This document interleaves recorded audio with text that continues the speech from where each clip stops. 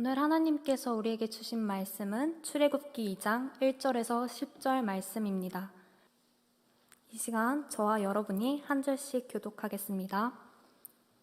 레위 가족 중 한 사람이 가서 레위 여자에게 장가들어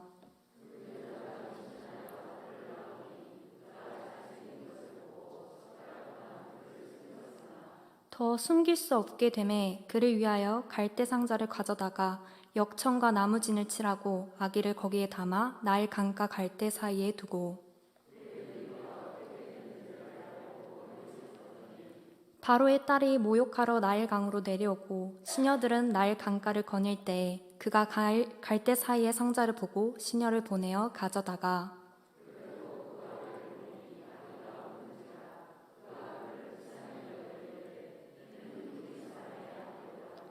그의 누이가 바로의 딸에게 이르되 내가 가서 당신을 위하여 히브리 여인 중에서 유모를 불러다가 이 아이에게 젖을 먹이게 하리이까.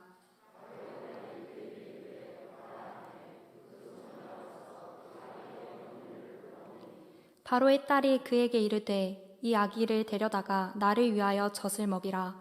내가 그 삭을 주리라. 여인이 아기를 데려다가 젖을 먹이더니 그 아기가 자라매 바로의 딸에게로 데려가니 그가 그의 아들이 되리라. 그가 그의 이름을 모세라 하여 이르되 이는 내가 그를 물에서 건져내었음이라 하였더라. 아멘. 오늘 우리가 함께 본 말씀은 모세의 성장 이야기입니다. 우리가 아는 바와 같이 모세는 그 탄생부터 성장하기까지 참 어려운 환경이었습니다. 모세가 태어나기 전에는 이스라엘 백성의 번성을 두려워했던 바로 왕이 이스라엘 백성의 남자아이들이 태어나는 것을 막기 위해 산파를 고용했습니다. 하지만 이것이 실패하자 그는 전 애굽인에게 명령을 통해 남자아이들을 죽이게 하였고 실제로 그 사건이 일어났습니다. 이렇게 위험한 시기에 모세가 태어났습니다. 이런 상황에서 모세의 부모님은 아들을 살리기 위해 3달을 숨기다가 더 이상 불가능해지자 갈대 상자에 담아 나일 강가에 모세를 흘려보내게 됩니다. 그때 마침 바로 왕의 딸이 모욕을 하러 나오다가 모세를 발견하게 됩니다. 그리고 모세를 키울 유모로 모세의 엄마인 요게벳을 데려오게 됩니다. 그렇게 모세는 하나님의 인도하심을 통해 생명을 건지게 되었고 애굽 왕궁의 왕자로 자라나게 됩니다. 그렇다면 애굽 왕궁에서 공주의 아들로 자란 모세는 어떤 것을 배우고 자랐을까요? 당연한 이야기지만 그는 왕족으로서 애굽의 학문과 문화와 정치를 배우고 자랐습니다. 장차 애굽을 이끌어갈 후대 바로 왕의 자격을 갖출 만큼 모세는 훌륭하고도 방대한 양의 애굽인다운 교육을 받고 자랐습니다.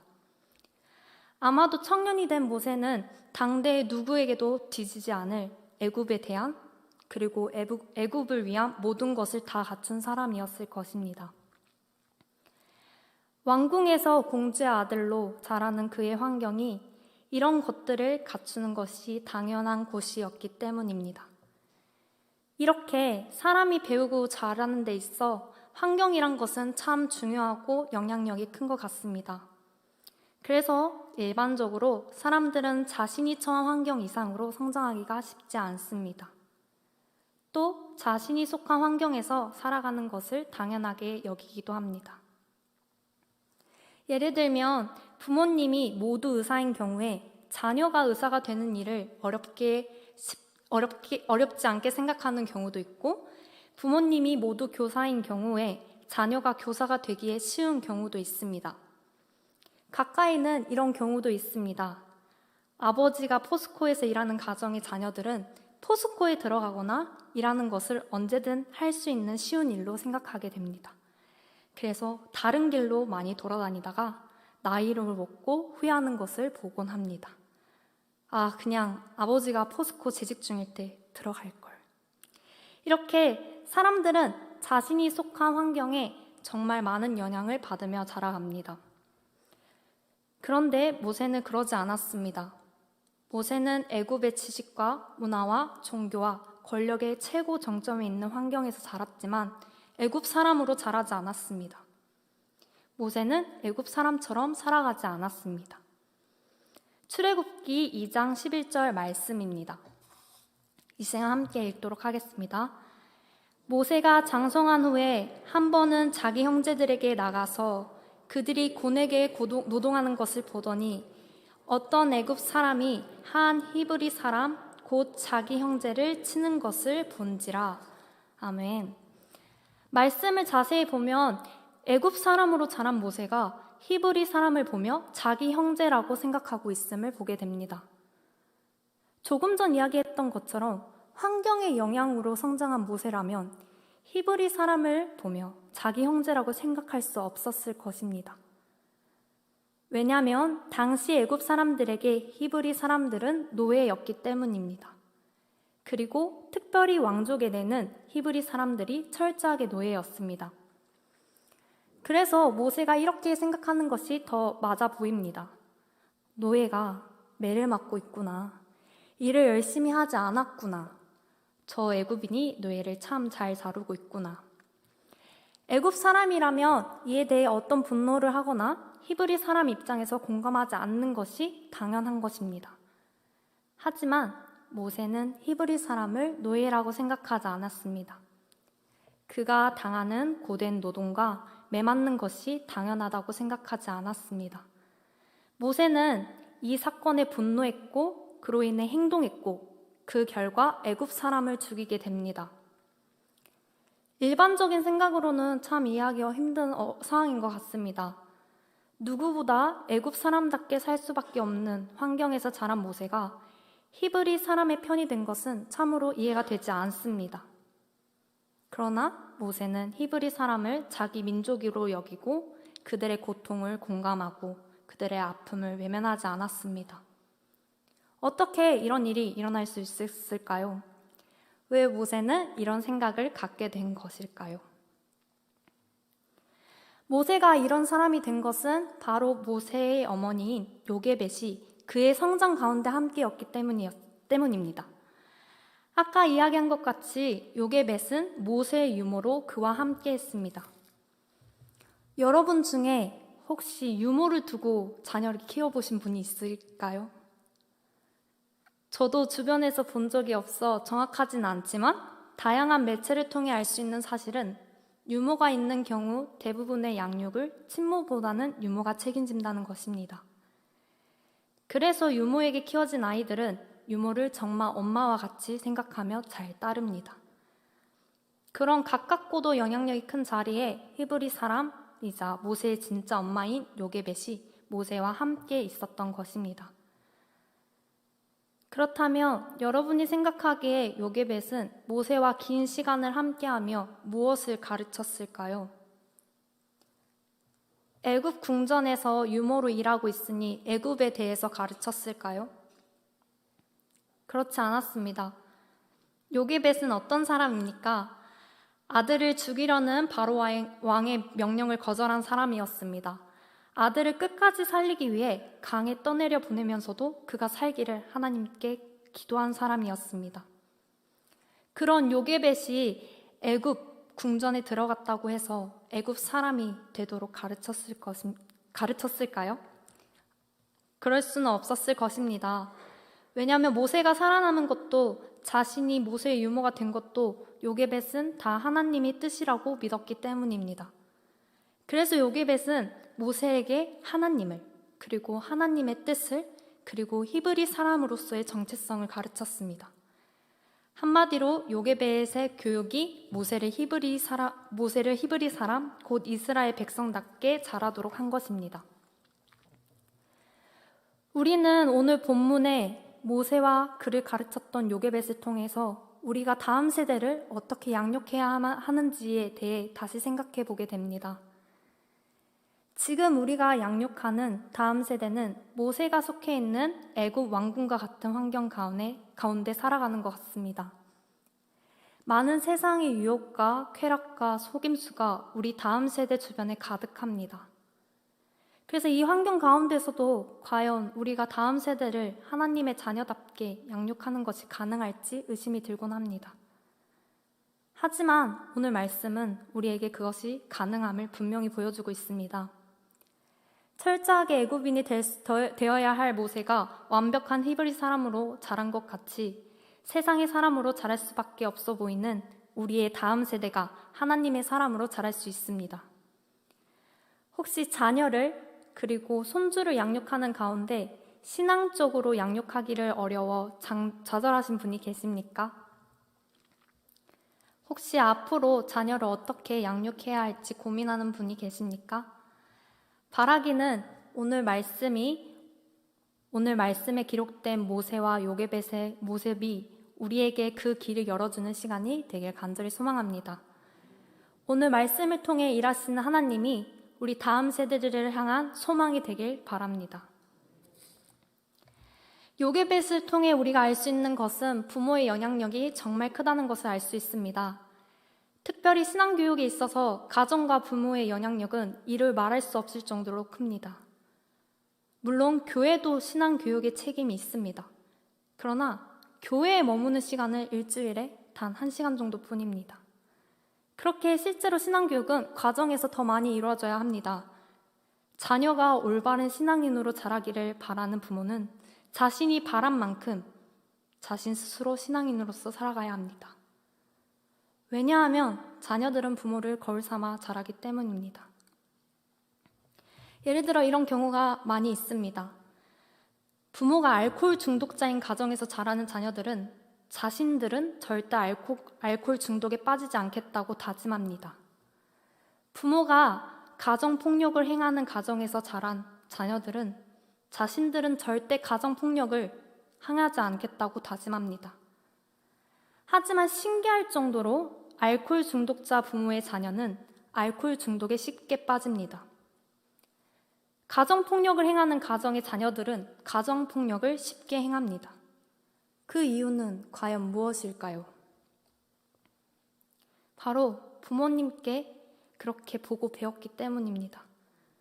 스트레스를 받으면 술을 마시는 것 외에 건강하게 해결하는 방법을 배우지 못했기 때문입니다. 갈등이 생기며 폭력을 행하는 것 외에 건강하게 해결하는 방법을 배우지 못했기 때문입니다. 그래서 부모의 악습은 자녀에게 쉽게 이어집니다. 이와 같이 신앙도 마찬가지입니다. 부모가 어떤 문제를 경험하게 되었을 때 그 문제를 가지고 기도하며 하나님을 의지함으로 승리하는 모습을 보여준다면 그 자녀도 자라서 같은 문제에 대해 신앙으로 이겨낼 것입니다. 하지만 부모가 삶의 문제들을 세상적인 방식으로 바라보고 해결한다면 자녀들은 자라서 부모와 같이 모든 문제를 세상적 기준과 방식으로 바라보며 해결하게 됩니다. 물론 하나님께서 강력한 역사를 통해 그들을 변화시킬 수는 있지만 그럼에도 불구하고 하나님 외에 가장 신앙적으로 영향력이 큰 사람은 부모라는 사실입니다. 그래서 신앙교육에 있어 가정교육, 부모의 삶은 정말 중요합니다. 그렇다면 우리가 부모로서 또 양육자로서 또 교회의 어른으로서 자녀와 다음 세대에게 바른 신앙을 가르치기 위해 필요한 것은 무엇일까요? 그것은 바로 자신의 정체성을 정확하게 갖는 것입니다. 오늘 말씀에 나온 요게벳은 자신을 노예로 애굽의 왕궁에서 일하는 사람으로 자신의 정체성을 정하지 않았습니다. 요게벳은 자신을 히브리 사람으로 하나님의 백성으로 정체성을 가졌습니다. 그렇기 때문에 모세에게 그 정체성을 가르칠 수 있었고 모세는 요게벳을 통해 히브리 사람, 하나님의 사람으로 자라게 될 수 있었던 것입니다. 마찬가지로 우리도 우리의 정체성을 정확하게 가져야 합니다. 우리는 어떤 정체성을 가져야 할까요? 세상에서는 세상처럼, 교회에서는 성도처럼 그렇게 살아가는 이중적인 정체성을 가져야 할까요? 아닙니다. 우리는 그리스도인다운 정체성을 가져야 합니다. 그리고 그 정체성이 보이는 삶을 살아야 합니다. 그리스도인답게 생각하고 그리스도인답게 결정하고 그리스도인답게 행동하고 그런 부모와 어른이 되어야 합니다. 특별히 예수님께서는 말씀을 통해 우리의 정체성과 삶에 대한 명확한 기준을 알려주었습니다. 마태복음 22장 37절에서 40절 말씀입니다. 이 시간 함께 읽겠습니다. 내 마음을 다하고 목숨을 다하고 뜻을 다하여 주 너의 하나님을 사랑하라 하셨으니 이것이 크고 첫째 되는 계명이요 둘째도 그와 같으니 내 이웃을 내 자신과 같이 사랑하라 하셨으니 이 두 계명이 온 율법과 선지자의 강령이니라. 아멘. 하나님을 사랑하고 이웃을 사랑하는 삶, 그것이 우리가 다음 세대를 위해 살아야 할 삶의 기준인 것입니다. 바라기는 누구보다 하나님을 사랑하는 성도님들이 되시길 바랍니다. 그래서 더 열심히 예배하고 더 기도하고 봉사하고 전도하고 교제하는 일에 열심을 다하는 우리가 되길 바랍니다. 코로나로 인해 하나님을 사랑하는 길이 막힌 것 같지만 그렇지 않습니다. 하나님께서는 우리의 중심을 보시는 하나님은 지금 처한 상황 가운데서도 최선을 다해 하나님을 사랑할 때 우리의 사랑을 기억하시기 때문입니다. 또 우리의 자녀들이 바라보고 있습니다. 이 어려운 가운데서도 하나님을 끝까지 사랑하는 부모님과 어른들을 바라본 우리 다음 세대는 나중에 자신들이 같은 상황에 처했을 때 우리와 같이 하나님을 사랑하게 될 것입니다. 그렇기 때문에 우리는 하나님을 더욱 사랑해야 합니다. 더불어 이웃 사랑에 더 힘쓰는 우리가 되길 바랍니다. 하나님께서는 우리 주변에 작은 자에게 한 것이 곧 자신에게 한 것이라고 분명히 말씀하셨습니다. 그렇기 때문에 우리는 하나님을 사랑하는 마음으로 이웃, 특별히 우리 주변의 작은 자를 사랑하고 섬겨야 합니다. 이것이 하나님이 기뻐하시는 삶입니다. 그리고 이런 우리의 모습들 다음 세대가 보고 있습니다. 특별히 코로나로 모두가 힘든 시기입니다. 모두가 자신만을 위해 살아가기에 급급한 것 같습니다. 이럴 때일수록 우리가 이웃을 사랑하며 살아간다면 우리 다음 세대도 나중에 자신만을 위해 사는 것이 아니라 힘든 가운데서도 이웃을 사랑하는 사람이 될 것입니다. 그렇기 때문에 우리는 이웃을 더욱더 사랑해야 합니다. 특별히 간절히 바라기는 오늘 말씀을 전하는 저도 그리고 말씀을 듣는 여러분도 이것이 지식적으로만 남지 않기를 바랍니다. 말로만 가르치는 어른이 아니라 조금 힘들고 어려울 수 있으나 그리스도인으로서 삶을 살아내서 우리의 뒤를 이을 다음 세대에게 그리스도인다운 삶을 보여줄 수 있기를 간절히 바랍니다. 설교 중 개인적인 이야기를 해서 죄송합니다. 저는 금호교회에서 평생을 지내며 자라왔습니다. 그리고 금호교회에서 자란 저는 지금 목회자로 또 하나님께 쓰임받기로 결단하며 살아가고 있습니다. 제가 이렇게 자랄 수 있었던 것은 제가 금호교회에서 자라며 만났던 교사 선생님들과 어른들의 모습이 있었기 때문입니다. 누구보다 하나님과 이웃을 사랑하는 삶을 살았던 어른들의 모습이 지금 앞으로 하나님과 이웃을 사랑하며 살겠다는 저의 결단을 하게 하였습니다. 그래서 저는 교회 어른들께 진심으로 감사하는 마음이 있습니다. 그렇기 때문에 저에게는 이런 바람이 있습니다. 앞으로도 금호교회에서 자라는 다음 세대가 좋은 믿음의 부모와 어른들의 삶을 보고 자라길 소망합니다. 과거의 영광에 매여 말로만 과거를 자랑하는 어른이 아니라 지금도 하나님과 이웃 사랑을 위해 부단히 노력하며 그리스도인답게 살아가는 어른들이 우리 금호교회에 넘쳐나길 소망합니다. 그러면 저보다 훌륭하고 뛰어난 다음 세대가 우리 교회에서 자라게 될 줄 믿습니다. 이를 위해 함께 기도하며 살아가는 금호교회가 되길 간절히 소망합니다. 말씀 마치도록 하겠습니다. 오늘 우리는 누구보다 애굽 사람이 되어야 할 모세가 히브리 사람으로 자랄 수 있었던 이유를 살펴보았습니다. 그것은 바로 하나님의 백성이자 히브리 사람으로 살았던 모세의 어머니 요게벳이 모세와 함께 했기 때문입니다.